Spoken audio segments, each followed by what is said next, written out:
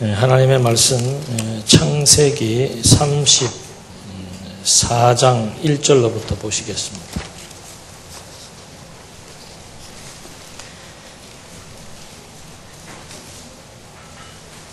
창세기 34장 1절로부터 보시겠습니다.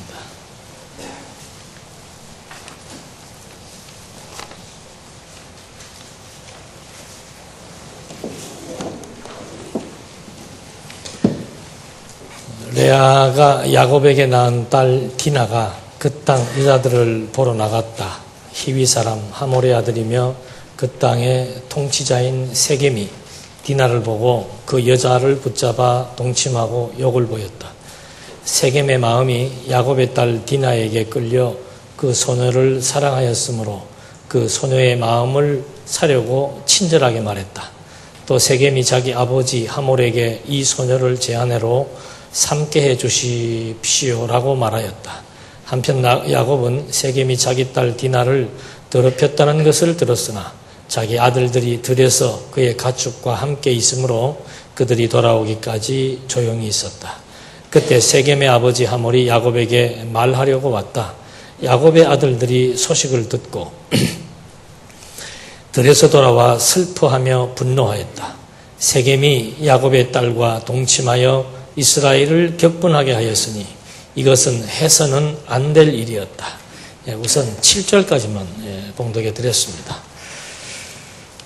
야곱이 이삭으로부터 복을 계승받고 또 그 계승받은 복이 이렇게 점진적으로 성취되어지는 내용이 29장으로부터 36장까지의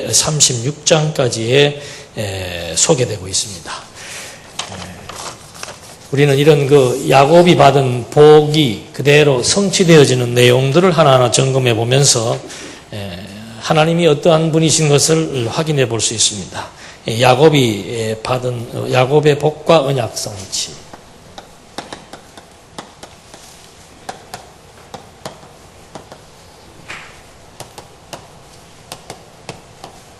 요 단원을 지금 하고 있는데 첫 번째 야곱 자손의 번창입니다.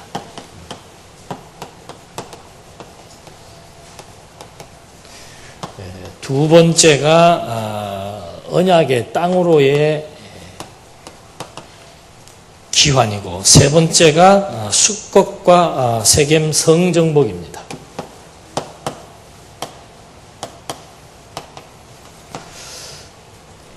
우리는 이런 그 내용들을 볼 때 여기 나와 있는 단어 하나라도 놓쳐서는 안 됩니다. 그러니까 지금부터 전개되는 내용들은 전부 근거가 있고 이유가 있고 목적이 있습니다.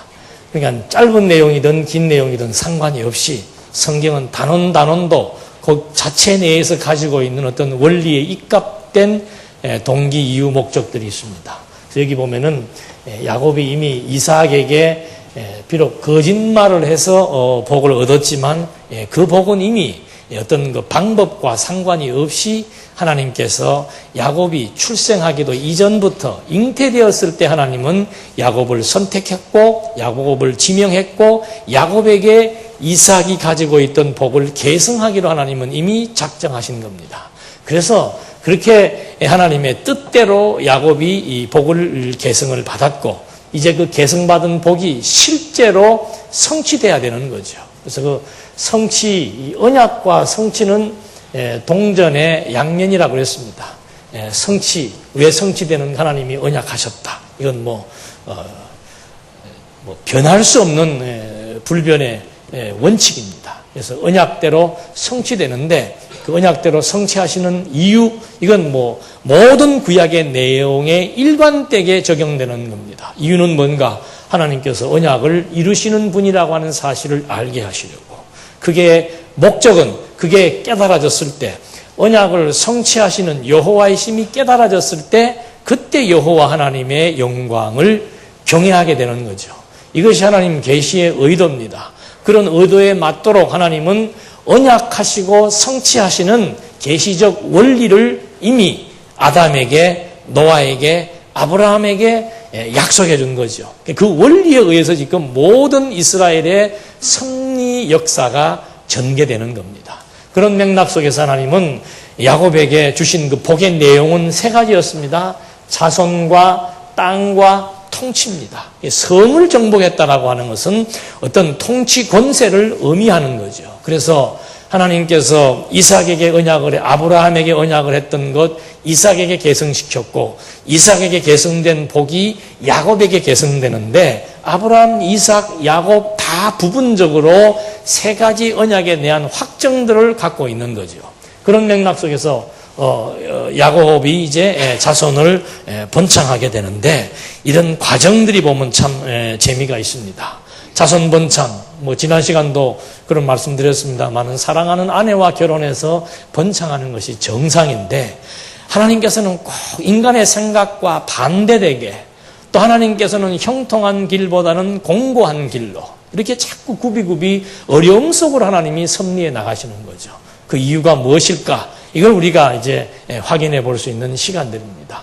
자손 번창하는 것도 20년 동안 고역을 겪게 합니다. 그러니까 이게 말이 고역이지 이게 쉬운 일이 아니죠. 한두 해도 아니고 20년 동안을 임금 한 푼 받지 못하고 아내 얻기 위해서 속으면서 20년 고생을 해서 이제 여자 이렇게 한 사람 한 사람 여자들을 두고 자손을 번창하게 하시는 섭리 역사.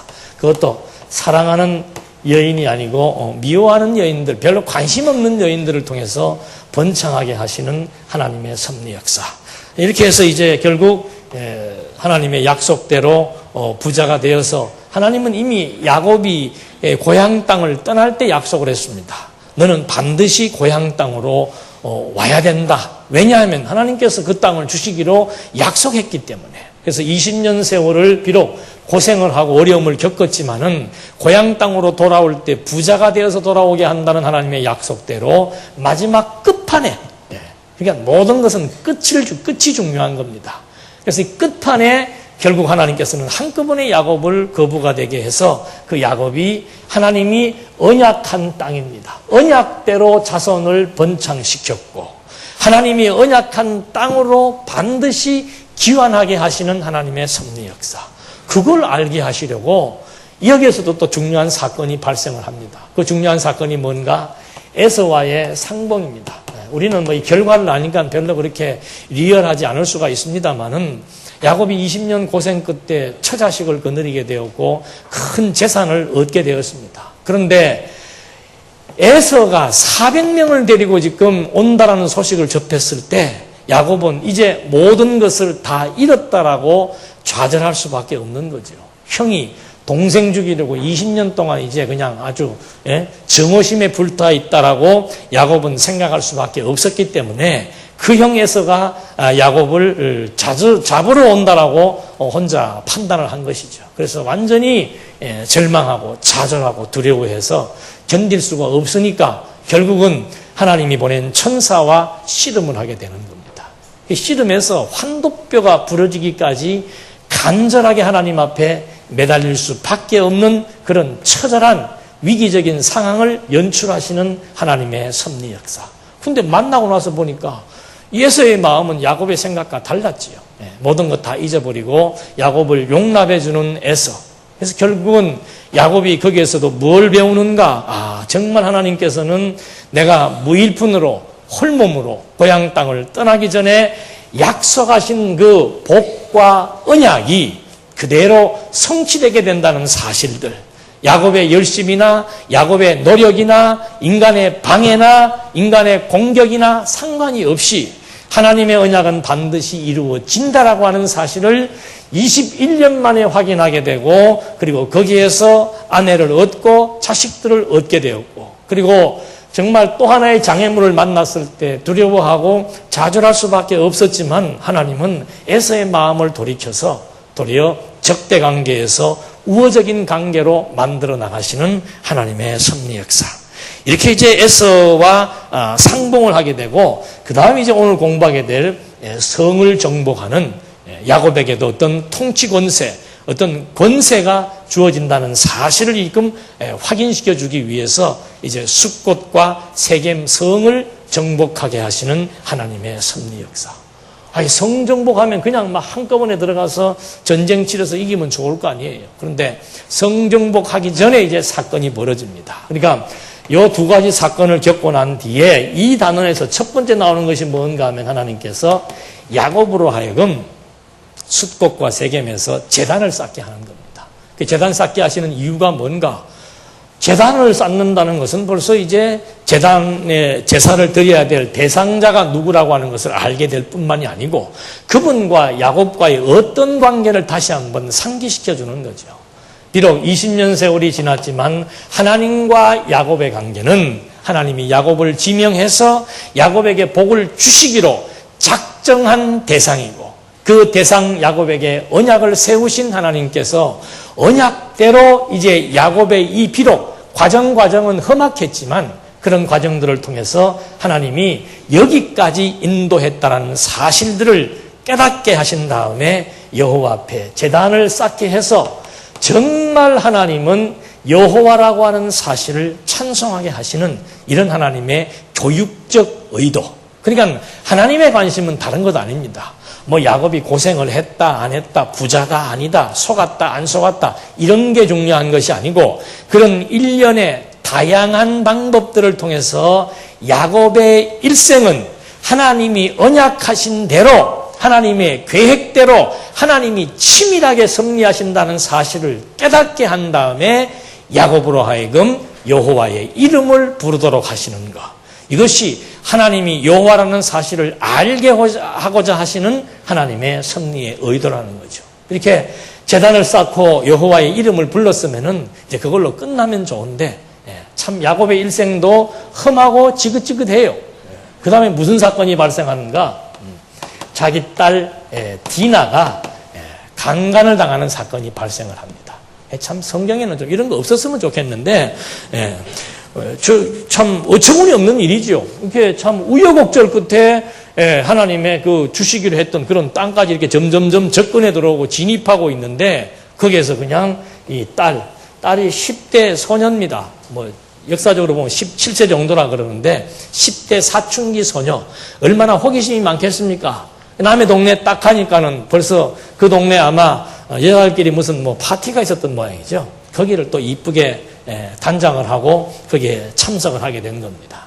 그러니까 그런 그 사교 모임에 이제 레아가 낳은 딸 디나가 거기에 여자들을 보고 파티에 참석을 하러 갔다가 우리도 알겠지만은 그 이스라엘 유대인들과 그 주변에 있는 팔레스타인 사람들이나 가나안 사람들하고는 조금 그 얼굴 모양새가 다릅니다. 그리고 그 주변 사람들은 얼굴 색깔이 좀 검은 반면에 유대인들만 이렇게 서양인처럼 희고 이쁜가 보죠. 계속 그렇게 아브라함의 아내도 건드리고 이삭의 아내도 건드리고 이 가나안 사람들이 결국은 야곱의 딸까지 이제 건드려서 강제로 동침을 하고 욕을 보인 거죠. 그렇게 하고서는 사실 세겜은 진짜로 사랑했는 모양이에요. 사랑하니까 이 소녀하고 사랑을 하고 결혼하고 싶다고 이제 자기 아버지에게도 얘기를 하고 아버지에게 얘기한 다음에 이제 야곱에게도 그런 얘기를 해서 혼인을 하고 싶다는 이제 의사 표현을 하려고 하는데 야곱으로서는 참 답답한 일입니다. 이 문제를 어떻게 하겠어요?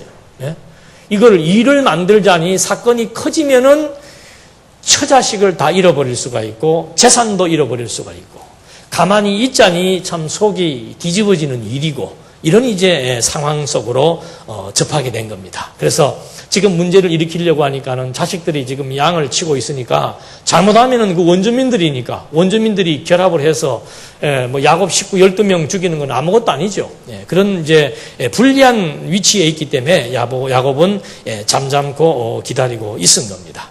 그런데 6절에 조용히 있었는데 6절 그때 세겜의 아버지 하몰이 야곱에게 말하려고 왔다.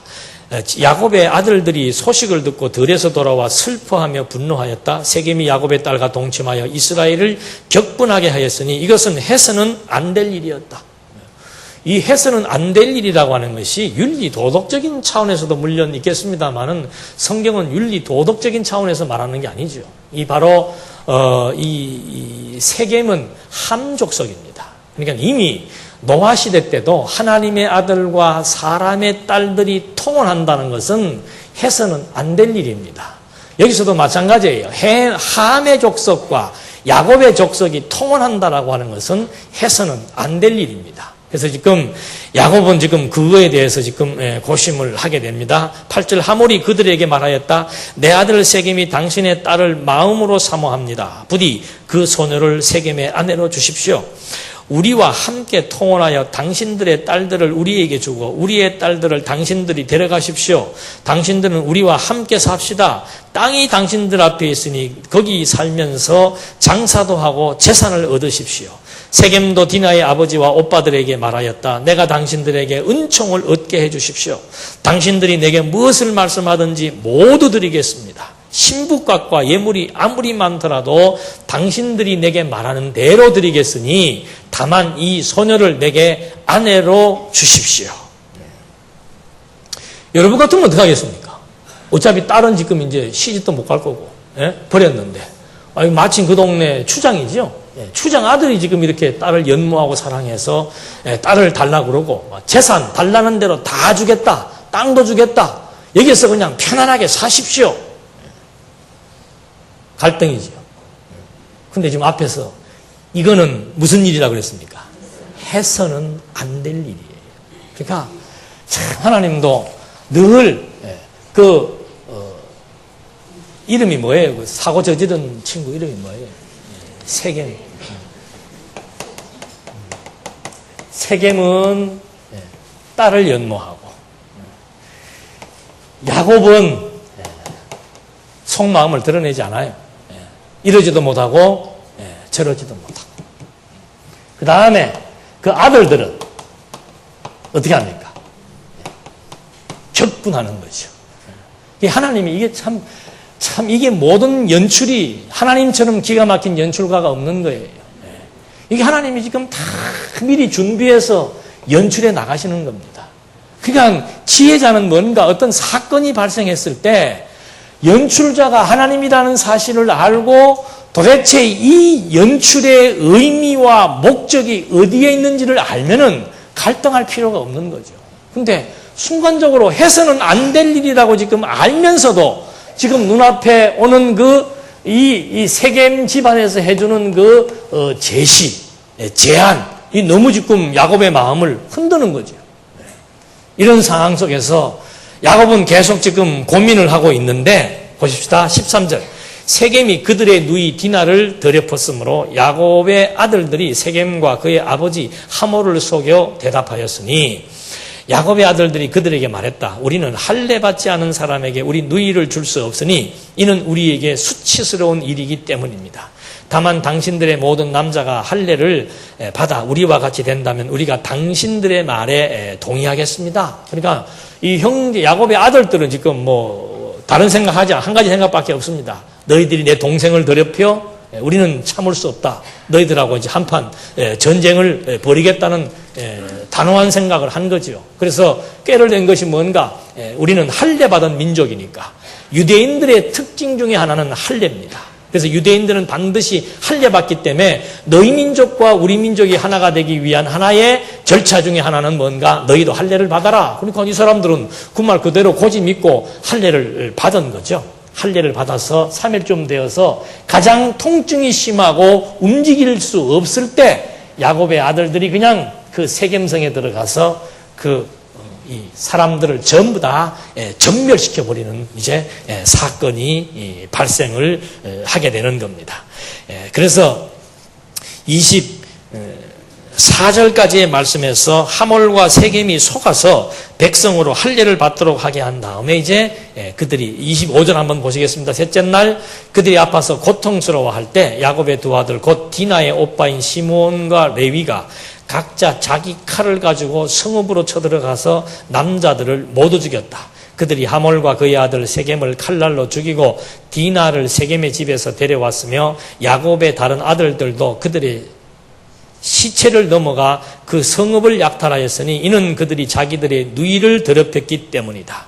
야곱의 아들들이 그 사람들의 양떼와 소떼와 나귀들과 그 성읍 안에 있는 것과 들에 있는 것과 모든 재물과 그들의 모든 자녀와 아내를 사로잡고 집안에 있는 것은 모두 약탈하였다. 그런데 보십시다. 야곱이 시므온과 레위에게 말하기를 너희가 나를 곤란하게 만들어 이 땅 주민 가나안 족속과 브리스 족속에게 악취를 풍기게 하였다. 나는 수가 적음으로 그들이 연합하여 나를 치면 나와 내 집이 멸망할 것이다 하니 그들이 그가 우리 누이를 창기처럼 취급하게 해야겠습니까? 라고 말하였다. 야곱이 참 속이 깊은 것 같습니까? 아들은 철딱서기가 없어. 아버지의 눈에 봤을 때 아들은 철이 없는 거예요. 막 그냥 잠자코 있든지 어떻게 그냥 좋게 타협을 봤으면 좋겠는데 아들이 가서 사고를 저질러서 그 한 족속들을 다 전멸시켜 버리니까 그 인접해 있는 다른 족속들이 연합해서 당연히 치겠죠. 그러면 이제 우리 12아들하고 뭐 전쟁 주변하고 전쟁 치러봐 이거는 백전백패인데 왜? 나는 뭐가 적으니까? 수가 적으니까. 우리 여기서 중요한 건 뭐예요?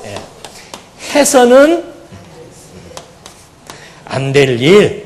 그 다음에 수가 적으니까. 우리도 똑같아요. 항상 우리의 함정은 어디에 있는가? 해서는 안 될 일인데 이것이 너무 달콤해요. 그 다음에 항상 우리는 모든 수로 측정한다는 것은 무슨 의미가 있는가? 우리가 우리의 힘으로 무엇을 한다는 전제를 가지고 있는 겁니다. 수가 많으면 유리하고 수가 적으면 불리하다. 그 수의 의미는 뭔가? 인간의 힘으로 전쟁도 치르고 인간의 힘으로 재산도 모으고 인간의 힘으로 땅도 정복한다라고 하는 어리석은 생각. 그래서 하나님이 이걸 지금 교육하는 거예요. 해서는 안 될 일, 어떠한 좋은 조건이 온다 할지라도 절대로 함의 족속과 야곱의 족속은 하나가 될 수 없다는 사실. 전쟁은 하나님의 능력으로 행하는 것이다. 부자가 되고 안 되는 것 20년 동안 속았잖아요. 어떻게 부자가 될 수 있습니까? 한순간에 하나님이 부자 되게 합니다. 에서가 400명을 거느리고 옵니다. 야곱은 10여 명의 아들들밖에 없습니다. 백전백패입니다. 그런데 하나님께서 에서의 마음을 움직이십니다. 여호수아서도 마찬가지죠. 가나안 땅 정복하면 어떻게 하라고 그랬습니까? 원주민들을 사그리 다 없애버려라. 왜? 남겨둔다는 것은 해서는 안 될 일이다. 원주민과 타협한다는 것, 원주민들의 모략과 원주민들의 노동력과 원주민들의 지혜를 가지고 가나안 땅에서 산다는 것, 이것은 해서는 안 될 일이고 원주민들을 통해서 가나안 땅을 정복하고 원주민들을 통해서 거기에서 풍요를 누린다는 것, 그것도 해서는 안 되는 일이라 그 말입니다. 철저하게 하나님 여호와만 의지해서 하나님이 하시는 일을 보고 하나님만 의지하며 사는 것, 이것이 이스라엘 민족들이 해야 될 일, 언약 자손들이 해야 될 일인데 순간순간 위기 앞에서, 순간순간 어려움 앞에서, 달콤한 조건 앞에서 해서는 안 될 일을 그냥 할 수밖에 없는 것이 인간의 어리석은 모습이지요. 하나님은 이걸 지금 교육하는 겁니다. 야곱으로 하여금 언약을 세우신 하나님께서 그 언약을 누가 이루시는가, 그걸 확인시켜 주는 겁니다. 내가 한다 이거죠. 어떤 모략과 사기를 당하더라도 하나님이 채워줄 것이고, 반드시 고향 땅 간다고 했으면은 중간에 어떤 장애물이 있더라도 사람의 마음을 돌이켜야 될 것 같으면은 사람의 마음을 하나님이 돌이키고, 전쟁을 해서 이기게 될 것 같으면 하나님이 전쟁 치러서 이기게 할 것이니까 너 하나님 언약대로 성취하시는 여호와라고 하는 그 사실만 잊어버리지 마라. 중간에 제단 한번 쌓게 했잖아요. 그리고 천성했잖아요. 그럼 안 잊어버려야 되는데 또 위기 앞에서는 또 잊어버리는 거죠. 이 충격적인 사건 앞에서 야곱이 갈등하면서 아들들이 저지른 일에 대한 평가를 야곱은 아들들에게 너희들 참 철없는 짓을 했다. 도리어 주변 사람들에게 이 유대인들, 야곱의 가족들, 종족들이 이거 못되고 고약한 종족들이다. 그런 소문만 나게 해가지고는 결국은 전쟁으로 말미암아 우리가 망하게 되면 어떡할 것인가? 우리는 보나 안 보나 망할 수밖에 없다. 완전히 이거 잊어버린 거죠. 절대로 안 망합니다.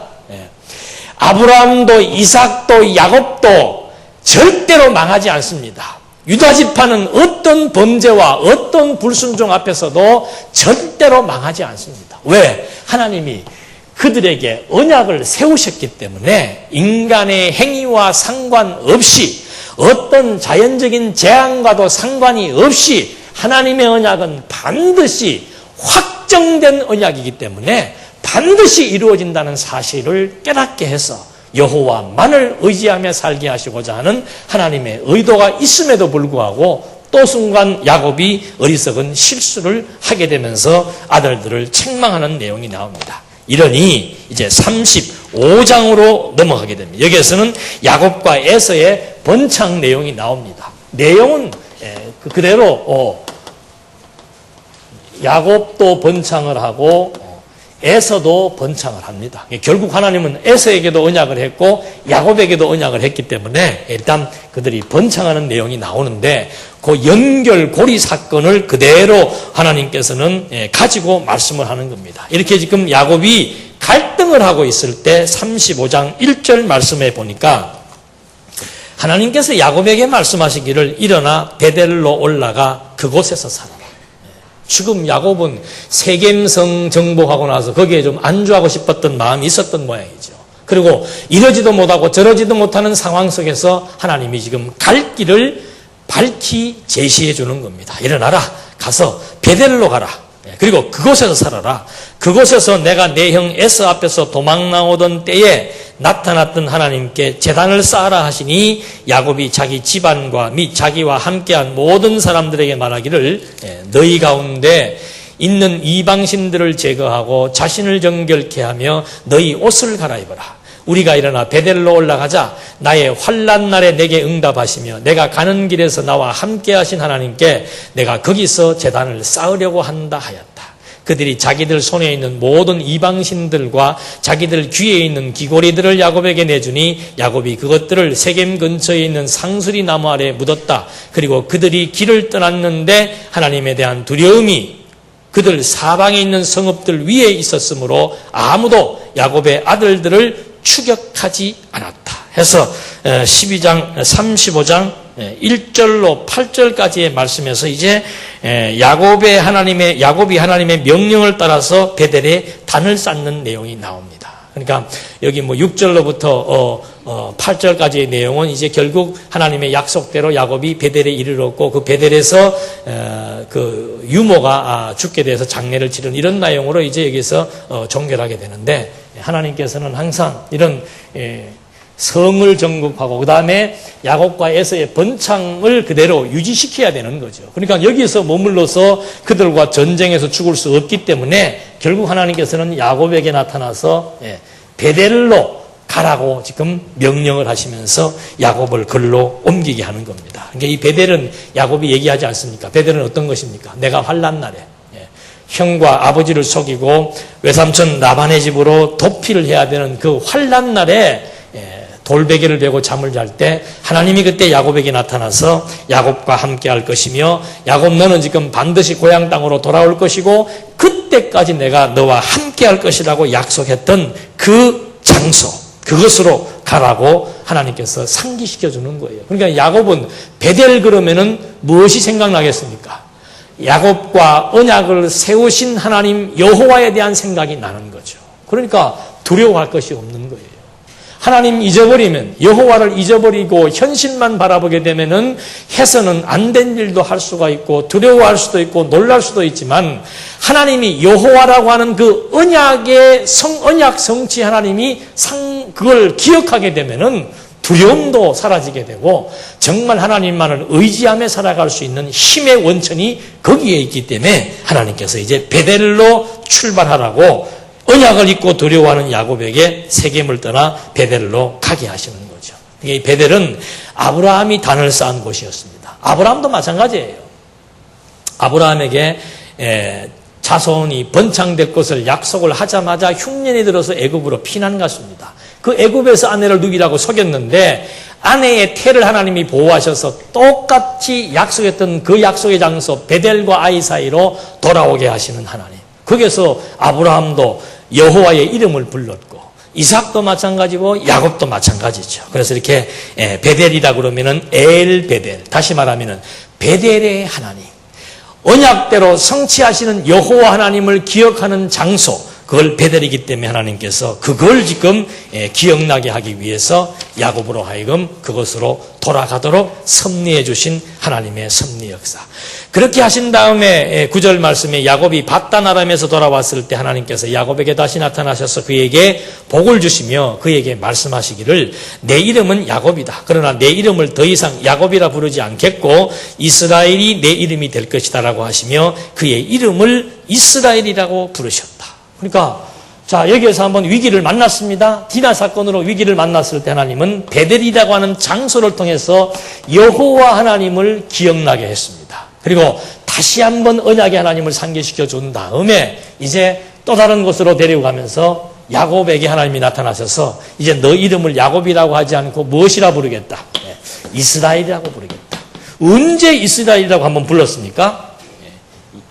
에서와 상봉할 때 야곱이 환독거가 부러지면서 이제 기도했을 때 하나님께서 야곱의 기도를 들어주면서 이스라엘, 네가 누구를 이겼다? 하나님을 이겼다. 이게 진짜 하나님을 이긴 거예요? 하나님을 이긴 거.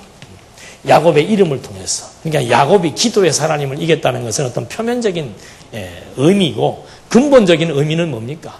왜 야곱이 환도뼈가 부러지도록 여호와 앞에 기도하게 했으며 기도하게 해서 그 기도를 응답하신 이유가 뭔가? 야곱이 기도할 때 무슨 기도한 거예요? 하나님의 언약을 근거로 기도한 거 아닙니까? 하나님 아버지, 나 베델에서 하나님이 나에게 약속하지 않았습니까? 반드시 고향 땅으로 돌아오게 해주신다고 약속을 했는데 지금 중간에 형 에서가 400명을 거느리고 나를 죽이러 달려오고 있습니다. 이거 나 죽으면 어떡합니까? 하나님의 언약은 어떡합니까? 하나님의 언약을 근거로 해서 죽을 힘을 다하게 하시면서 기도하게 하신 하나님. 그래서 야곱은 이스라엘이라고 개명했을 때 그 이스라엘이라는 이름만 들어도 야곱 및 그의 후손들은 이 브니엘에서 있었던 이 사건을 잊어버릴 수가 없는 거죠.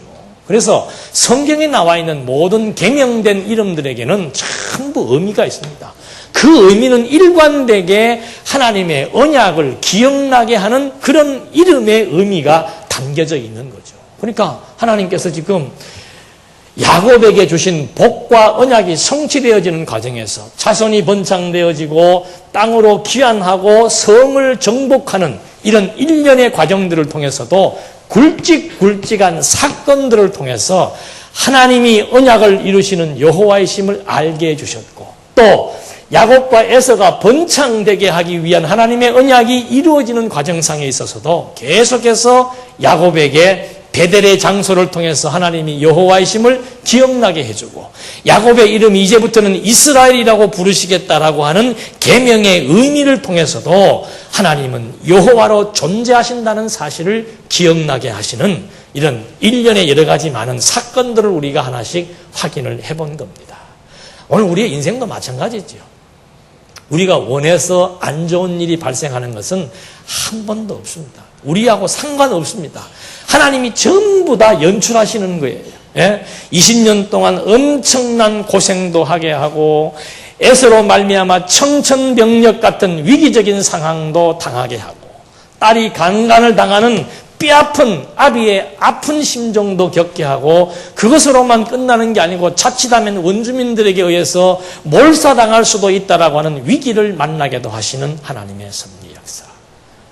해서는 안 된 일, 우리가 반드시 기억해야 될 일, 그것이 무엇인지를 지금 야곱에게 복을 주시고 그 언약대로 성취하시는 여호와이심을 확증시켜 나가기 위해서 야곱으로 하여금은 잊어버릴 수 없는 사건들을 지금 계속해서 겪게 하신 다음에 그 사건을 하나님 여호와의 뜻에 의해서 하나님이 처리하심으로 말미암아 하나님은 여호와로 존재하신다는 사실을 확증시켜 주신다는 것.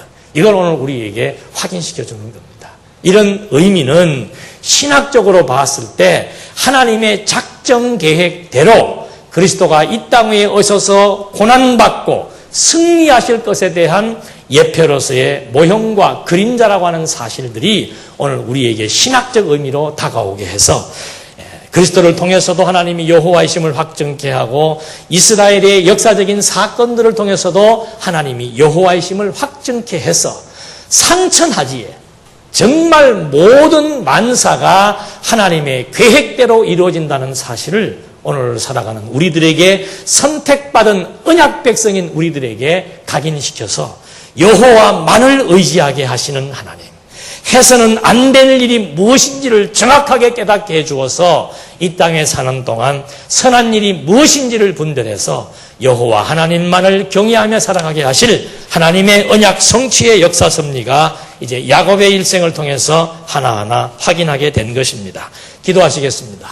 은혜와 사랑이 풍성하신 하나님 아버지, 인생 살면서 늘 갈등의 연속이고 번민과 또 고역 가운데 살아가는 것이 우리들의 삶일진데, 야곱이 그런 어려운 과정들을 통해서 해서는 안 될 일과 반드시 기억해야 될 내용이 무엇인 것을 깨닫게 된 것처럼, 오늘 하나님 우리에게 주신 여러 가지 많은 일련의 사건들과 우리의 일생은 바로 여호와 하나님만을 기억하며 경외하며 사는 것에 있다는 사실을 또 한 번 확인해 보면서, 보이는 것 때문에 마음 빼앗기지 말게 하시고, 해서는 안 될 일에 관여하다가 상처받는 일 없게 해주시사, 반드시 인간의 본분은 여호와 경외하는 데 있다는 사실을 잊어버리지 않도록 지혜와 명철을 허락해 주셔서 여호와를 경외하면서 행복한 삶 살아갈 수 있도록 인도해 주시옵소서.